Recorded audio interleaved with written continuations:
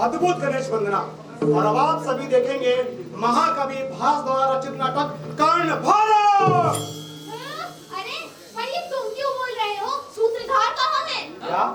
अरे सूत्रधार कहाँ है? अरे भाई मैं भी दूसरा सूत्रधार हूँ। तो पहला सूत्रधार कहाँ है? हाँ, कहाँ है पहला सूत्रधार? मैं यहाँ हूँ। तारो तारो। ये यार, ये तो हमेशा देर से आता है। देर से मैं नहीं आता हूँ, तुम लोग जल्दी आ जाते हो। ठीक है, चले। आओ जाओ प्रवेश की तैयारी करो। तो नाटक शुरू करें? शुरू हो चुका। शुरू करते हैं।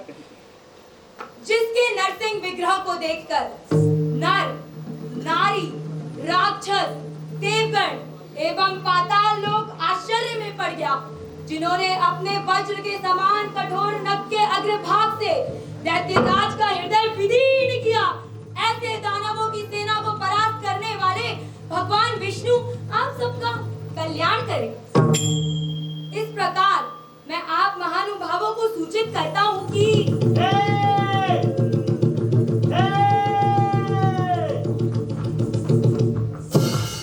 अरे मुझ सूचना देने वाले व्यक्ति को यह कैसा शब्द सा सुनाई पड़ता है? अच्छा देखता हूँ। निवेदन करो महाराज अंग देशाधिपति कर्ण से निवेदन करो। अच्छा समझा। दुर्योधन की आज्ञा से कर्ण को घबराया हुआ हाथ जोड़े परिचारक भयंकर युद्ध होने की सूचना दे रहा है। अच्छा अब मैं चलता हूँ, दूसरे सूत्रधारों को भेजता हूँ।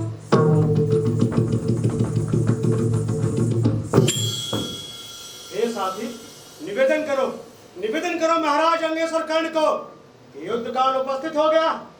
आज अर्जुन के ध्वज के सम्मुख सिंह के समान राजागण जो हाथी घोड़े और रथों पर सवार हैं सिंहनाद कर रहे हैं, और साथ में अपराजय शक्ति वाले नाग केतु दुर्योधन ने युद्ध का आह्वान सुनकर प्रस्थान कर दिया। ये अंगराज कर्ण युद्धवेश को धारण कर शल्यराज के साथ अपने भवन से निकलकर उसी युद्ध स्थल की ओर जा रहे हैं।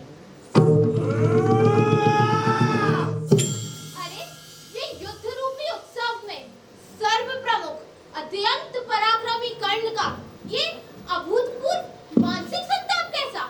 हाँ साथी, यहाँ यह अत्यंत पराक्रम प्रखर से युद्ध स्थल में सर्वप्रमुख योद्धा महाशक्तिशाली कर्ण बुद्धिमान होकर भी शोक से ऐसे परितप्त हो रहे हैं जैसे ग्रीष्म ऋतु में स्वाभाविक प्रखर किरणों वाला सूर्य मेघमाला से आच्छादित हो जाए। चलो चलकर देखते हैं।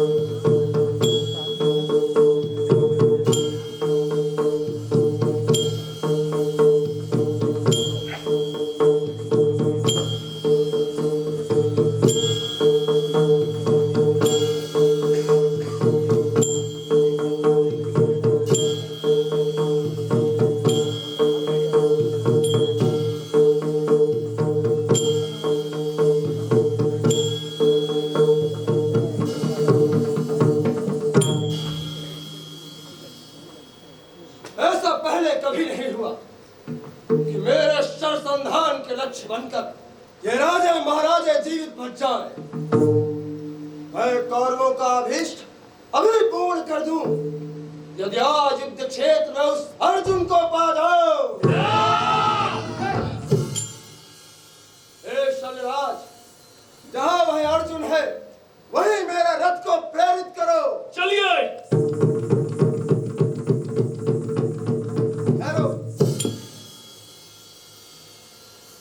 जिसके अतुल शक्ति की तुलना क्रुद्ध यमराज से हो सकती है और जो रणस्थल में अपने शस्त्र प्रहार से दोनों तरफ के अनेक योद्धाओं, हाथी, घोड़ों और रथों के टुकड़े टुकड़े कर डालता था, ऐसे मेरे मन में आज युद्ध स्थल में उपस्थित होने पर कायरता का भाव आ रहा है। महान कष्ट है।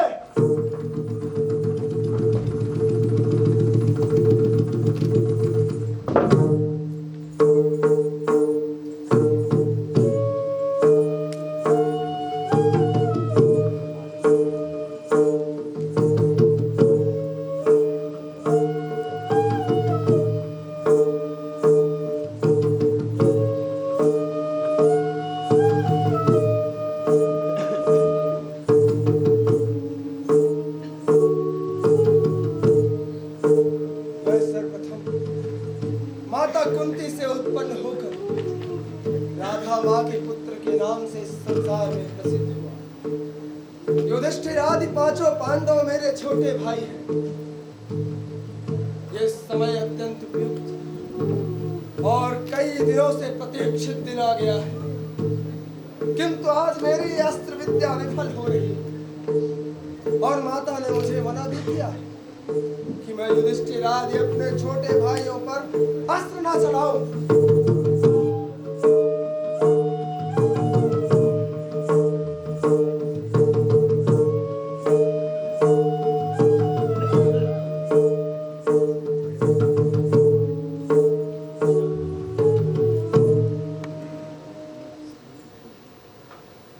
शल्यराज, सुनो मेरे अस्त्रों की कथा।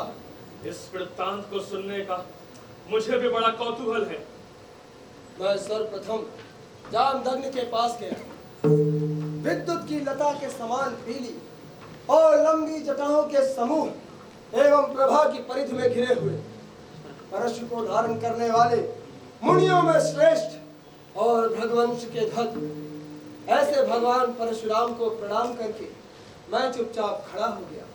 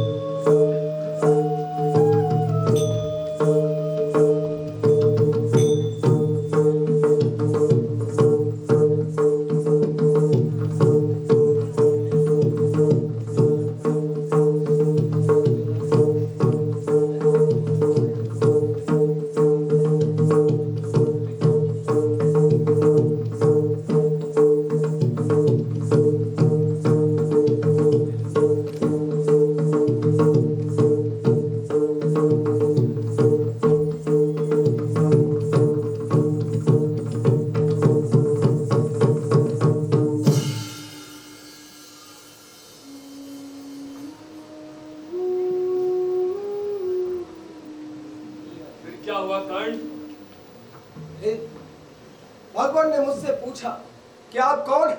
तो क्या कहा आपने? मैंने कहा, भगवान, मैं आपसे अस्त्र विद्या का उपदेश लेना चाहता हूँ।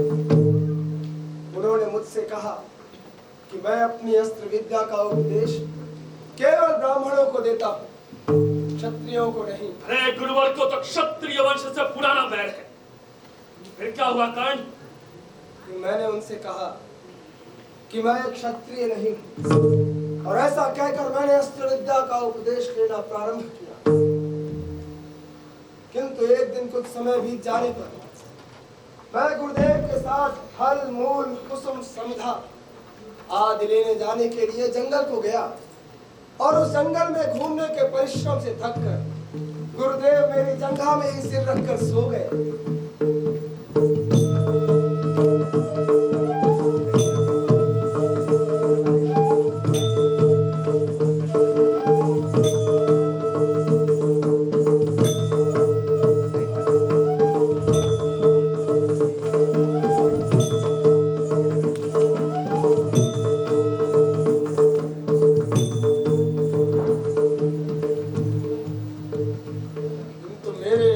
दुर्भाग्यवश उस दिन एक वज्रमुखा नामक कीड़े ने आकर मेरी जंघा में काट लिया। वज्रमुखा?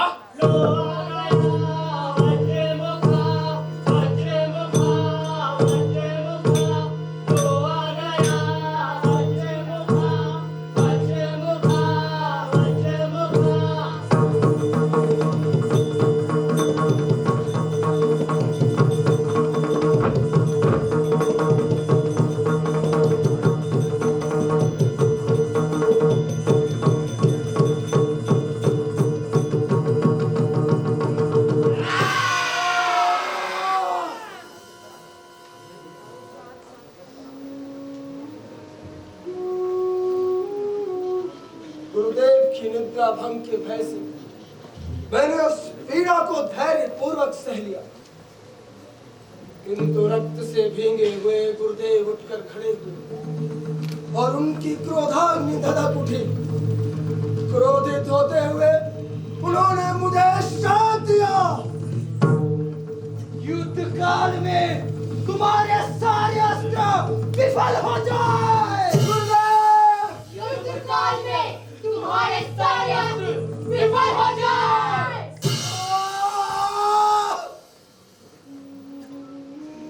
युद्ध काल में तुम्हारे सारे अस्त्र विफल हो जाए।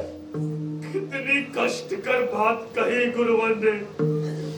शल्यराज, तभी तो मैं अपने इन अस्त्रों की परीक्षा करता हूँ, किंतु मेरे ये अस्त्र दीन से पड़े हैं। ये दीन भावनापन्न घोड़े अपनी आंखों को बंद करके बारंबार ठोकर खा रहे हैं। सब तक छत की धारा की गंध से युक्त ये मस्त गजराज ये भी रणस्थल से लौट चलने का निवेदन कर रहे हैं। यह शंख, यह दुंदुभी, ये भी निशक्त हो गए हैं। अरे अरे अरे, क्या कष्ट है, ये सब क्या है कांड? संग्राम में मारे जाने पर स्वर्ग मिलता है। संग्राम में मारे जाने पर स्वर्ग मिलता है और जीतने पर यश। अतएव लोक में दोनों ही माननीय माने जाते हैं, इससे युद्ध करने में निष्फलता नहीं है। युद्ध में अभिलाष रखने वाले गरुड़ के समान वेगशाली शोभायुक्त काबुली जाति के ये घोड़े, जिनकी रक्षा मुझे करनी चाहिए, मेरी रक्षा करे।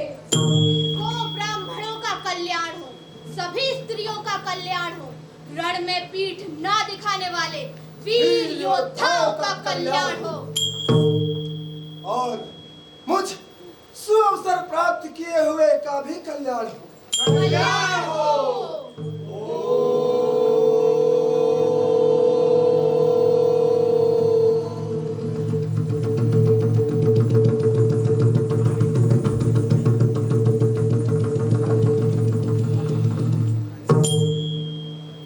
अब मैं प्रसन्न, अब उन पांडवों की कठिन रणसीमा में प्रवेश करके उस धर्मराज युधिष्ठिर को बांधकर अपने तीव्र और प्रखर बाणों से उस अर्जुन को गिराकर उन पांडवों की सेना को सिंहविहीन जंगल की भांति सुगम बना दूंगा। शल्यराज, तो चढ़े रथ पर। चलिए।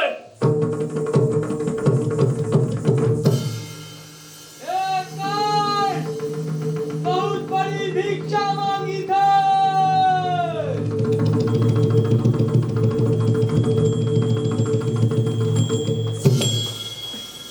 ये तो बड़ा तेजस्वी शब्द है। ये कोई साधारण ब्राह्मण नहीं, अपितु कोई ऐश्वर्यवान व्यक्ति है, जिसके गंभीर घोष को सुनकर मेरे चलते हुए घोड़े कान खड़े करके निर्निमेष वेग से गर्दन टेढ़ी करके देखते हुए यकायक रुक गए, जैसे कोई चित्र लिखित और उनका अपने शरीर पर कोई वश ही न रह गया। शल्यराज, इन ब्राह्मण को बुलाओ। नहीं नहीं, इन्हें मैं ही बुलाता हूँ। हे ब्राह्मण श्रेष्ठ, इधर आइए।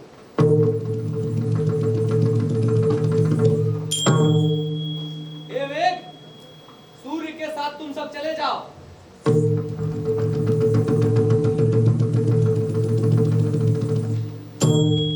हे कर्ण, बहुत बड़ी चित्रांकित है। हे ऐश्वर्यवन, हजारों प्रतापी राजाओं के मणिमय मुकुट से जिनके चरण कमल शोभित होते हैं, ऐसे ब्राह्मण श्रेष्ठ के चरणों में नतमस्तक होकर ये कर्ण इस संसार में कृतार्थ होकर आपको नमस्कार करता है। यदि दीर्घायु हो ऐसा कहता हूं तो चिरंजीवी होगा, यदि नहीं कहता हूं तो मुझे मूर्ख समझेगा। इन दोनों को छोड़कर मुझे क्या कहना चाहिए? हाँ, हे कर्ण, सूर्य के भांति, चंद्र के भांति, हिमवान सागर के भांति तुम्हारी यश होए। भगवान, दीर्घायु हो ऐसा क्यों नहीं कहा? या यही सुंदर है क्योंकि धर्म ही मनुष्य के द्वारा यत्न पूर्वक साध्य है। राजलक्ष्मी तो सर्प की जीवा की भांति चंचल है और प्रजा के पालन करने वाले मनुष्य का इस शरीर पाप के न रह जाने के बाद यश ही उसे जीवित रखता है। हे ब्राह्मण श्रेष्ठ, आप क्या चाहते हैं? क्या दूं? बहुत बड़ी भिक्षा चाहिए है। आपको बहुत बड़ी भिक्षा दी जाएगी, तो मेरा भी ऐश्वर्य सुनिए। ओ ब्राह्मण श्रेष्ठ, यदि तुम्हें पसंद हो तो जिनके सिंहों का ऊपरी भाग स्वर्ण मंडित है, जो स्वस्थ सुंदर और युवती है, अमृत के समान दुग्ध धारा बहाने वाली, संतुष्ट वचनों के साथ धन धान्य साहित्य में तुम्हें हजारों गाय दे सकता हूँ।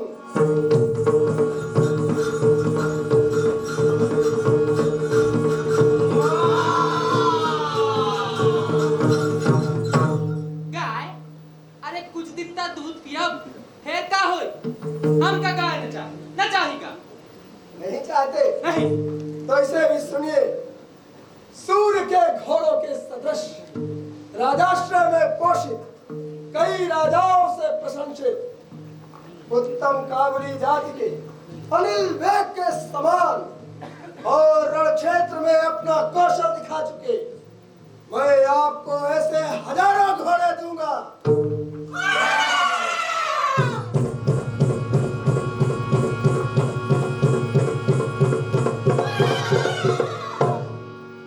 घोड़ा? अरे कुछ दिन तक घोड़ा में चढ़ब फेंक कर हम फिर आए लागी। न चाह, हम का घोड़ा न चाह। नहीं चाहते? नहीं। तो इसे भी सुनिए। मद की धारा जिनके कपोलों से बह रही है और जिनके सिर के ऊपर भ्रमर मंडरा रहे हैं, गिरि समूह के समान जिनकी शोभा है और जो मेघ के समान गर्जना करते हैं, ऐसे श्वेत नख और दांत से युक्त मैं आपको हजारों हाथी दूंगा।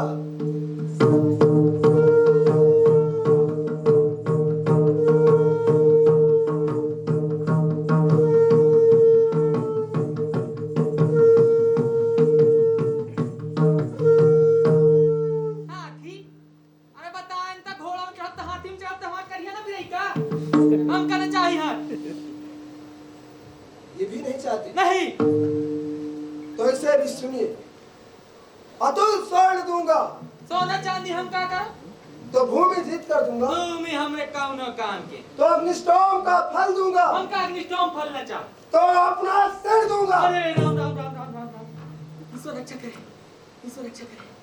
हे भगवान, आप न डरे, आप प्रसन्न हो।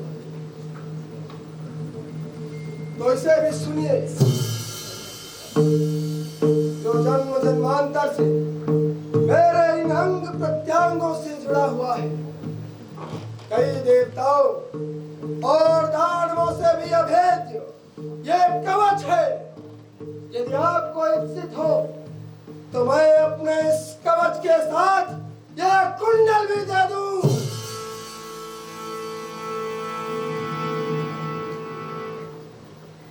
दे, हाथ भी दे। क्या यही इसका मतलब था?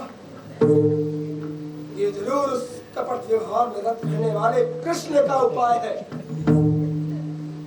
धिक्कार है।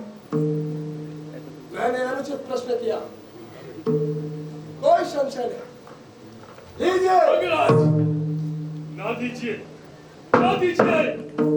शंकराज, अब न रोकिए, क्योंकि समय बीतने पर उपार्जित विद्या भी नष्ट हो जाती है। मजबूत जड़ वाले वृक्ष भी टूट पड़ते हैं। जल भी सरोवर में जाकर सूख जाता है, किंतु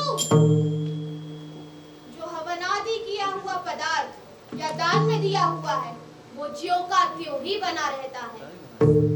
अर्थात पुण्य का नाश नहीं होता। अर्थात पुण्य का नाश नहीं होता। इसलिए लीजिए।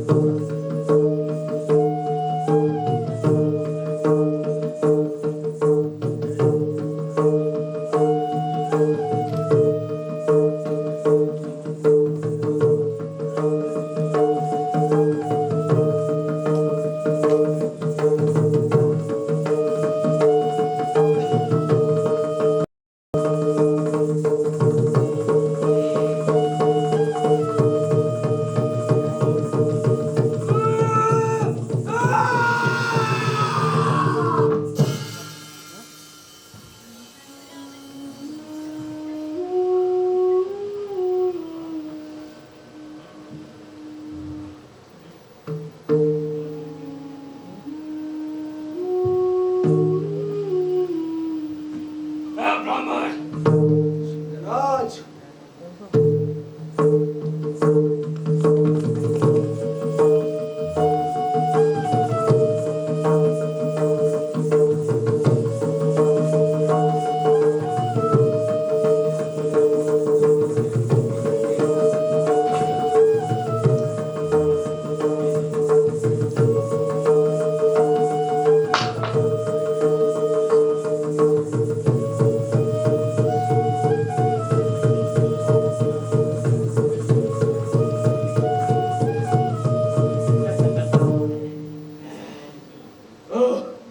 ये पा लिया गया। अर्जुन की विजय के लिए मैंने पहले ही देवताओं से प्रार्थना की थी, आज मैंने उसे पूरा कर लिया। अतएव अब मैं ऐरावत पर चढ़कर कर्ण और अर्जुन का युद्ध देखूंगा।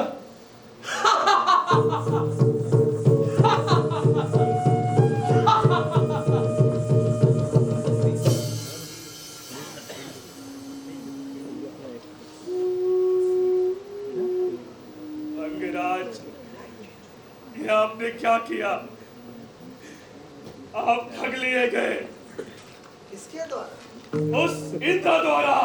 नहीं शल्यराज, वो इंद्र ही ठगा गया, क्योंकि देवताओं का देव, दानवों का विनाशक और ऐरावत पर चढ़ने वाला वो इंद्र अवश्य ही आज मेरे द्वारा उपकृत हुआ।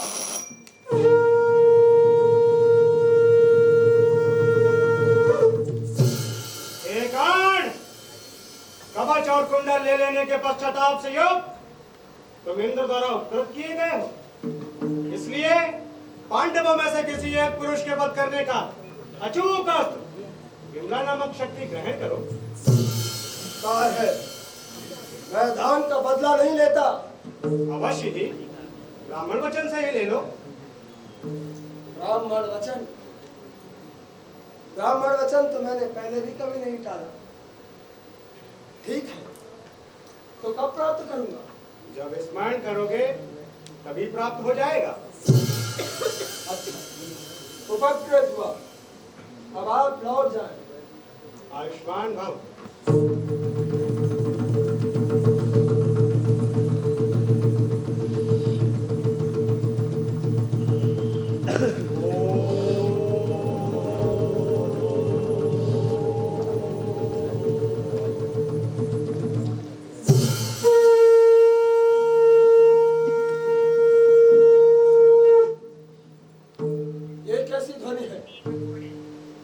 कालीन समुद्र की भांति ये कृष्ण के शंख की ध्वनि है अथवा अर्जुन की? युद्ध स्थल में युधिष्ठिर की पराजय के बाद आज वो अर्जुन अवश्य मुझसे युद्ध के लिए प्रस्तुत होगा। शल्यराज, मेरे रथ को वही प्रेरित